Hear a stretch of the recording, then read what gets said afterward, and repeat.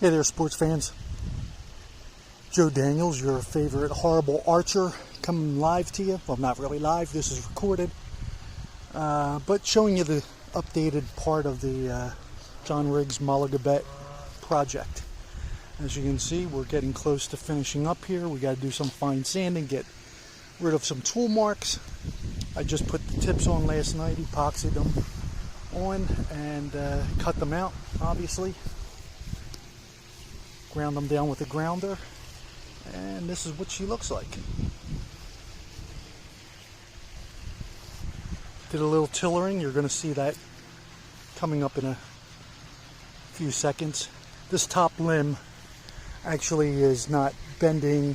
It's just a little stiff in here. It won't take much, but I got to put a little bit of hand sanding into it to get it to bend like the bottom limb. As you can see, I think you can see pretty clearly, it is cut to center. So this will probably be a first for John. I don't think I've seen him make a Mollegabet bow with a shelf. So he may not know how to act with this. Anyway, this is where I'm at. Got to get rid of some tool marks, do some fine sanding, and engrave my logo, and it'll be ready to ship off. Well, I do have to build a string. I've been using a paracord loosely to exercise the limbs. I like to break the limbs in real slow and easy. So I try to give this thing a couple bends every night, maybe about 50-60 bends. So the sad thing with red oak is it takes on just a little bit of set. This is pulling about 40 pounds at 27 inches right now, and that's why I make my knocking tips a little higher than what most people use. Kind of offsets that.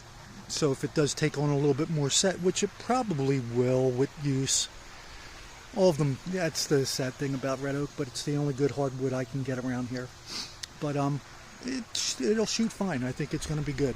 Anyway, we'll give it a test run once it's done. Anyway, stay tuned for the tillering. God bless.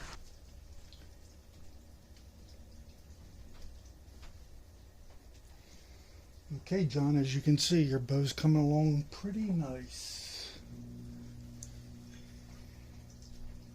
Just a couple more fine sandings, very light, very light. That right upper limb is just a little stiff.